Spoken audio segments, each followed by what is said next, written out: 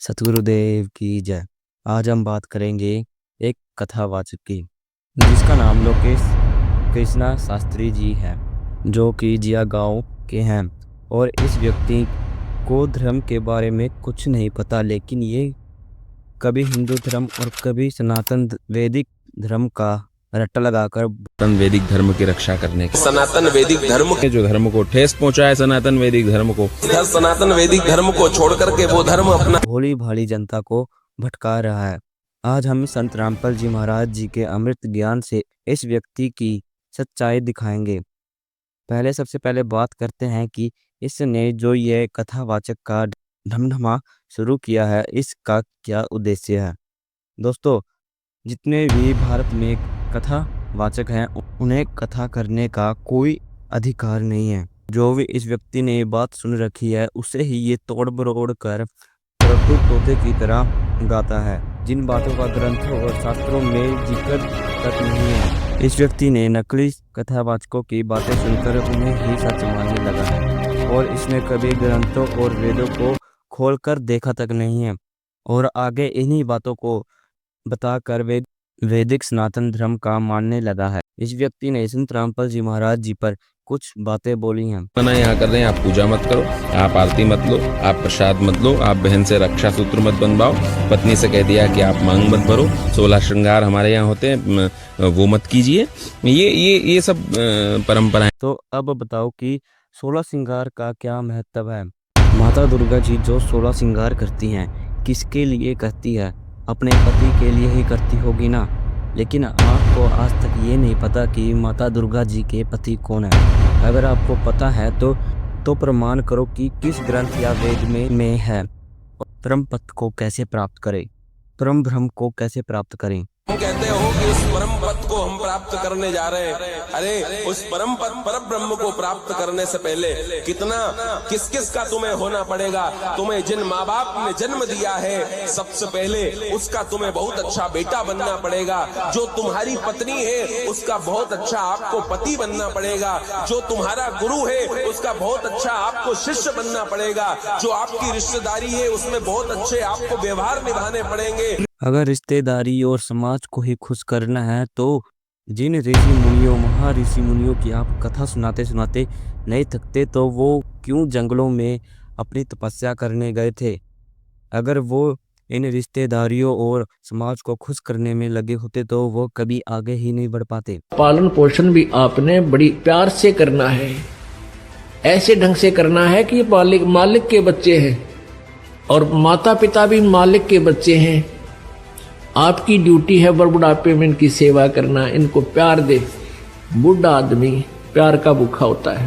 प्यार तो बोल पड़े बस, उसने वो भूखा भी रह जाएगा। उसको पता है कि तेरी सटेज ऐसी होगी, जो मिल जाए वो खा ले, चुप करके नखरे मत करे। और नहीं करते हैं जो समझदार होते हैं, तो उनको प्यार से बोल पड़ो, इतना ही काफी होता है। कोई वस्तु की चाह करते हैं तो तुरंत हाँ अवश्य करेंगे, माता पिताजी अभी करते हैं, चाहे 2 दिन लेट भी हो जाए, पर बोला राजी, इतने में खुश हो जाएगा। और जब बच्चे हैं आपके, तो बच्चों का भी आपने पालन पोषण करना इस दृष्टिकोण से चाहिए कि तेरे ये भगवान के बालक है, उस सच्चे मालिक के बच्चे हैं, और हमारी ड्यूटी दे दी, हम इनके सेवक। और एक और बात, संत रामपाल जी महाराज जी ने कभी नहीं कहा कि आप अपने रिश्तों और समाज को छोड़ दो। वह तो बस ये कहते हैं कि आप सच्चे परमात्मा की भक्ति करिए और अपना जीवन सुधारिए, ना कि किसी नकली कथावाचक की बातों में फंसकर अपना जीवन नाश करें। और अपने नियमों पर दृढ़ रहें, मतलब कि अपने नियमों को कभी भंग ना होने दें। वह तो बस सच्चे परमात्मा की भक्ति बताते हैं, और ये भी कहते हैं अगर आप सच्चे परमात्मा पाना चाहते हैं, तो वेदों या ग्रंथों को खोलकर देखिए, ना कि इन कथावाचकों की बातों में आए।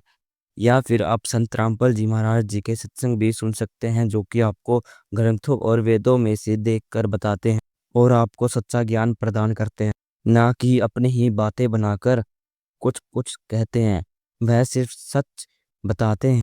अगर कभी इस व्यक्ति ने ग्रंथों को खोलकर पढ़ा होता, तो यह संत रामपाल जी महाराज जी की शरण में आ चुका होता, ना कि अपने ही बातें बनाकर लोगों को भटकाते। आज तुम कथा करने का ठेका लिए बैठे हो, किस लिए करते हो कथा, क्या तुम उद्धार कर दोगे यजमान का, साधक का, भगत का। जब राजा परीक्षित को सर्प ने डसना था तो सभी ने सोचा था कि राजा परीक्षित बहुत ही अच्छे व्यक्ति हैं, इनका जीवन एक्सटेंड हो, अच्छे धार्मिक राजा हैं। तो उस समय एक बताया गया था कि इस श्रीमद् भागवत की कथा इसको 7 दिन सुनाई जाए, 7 दिन या कथा की जाए, ये समाधान है इसका।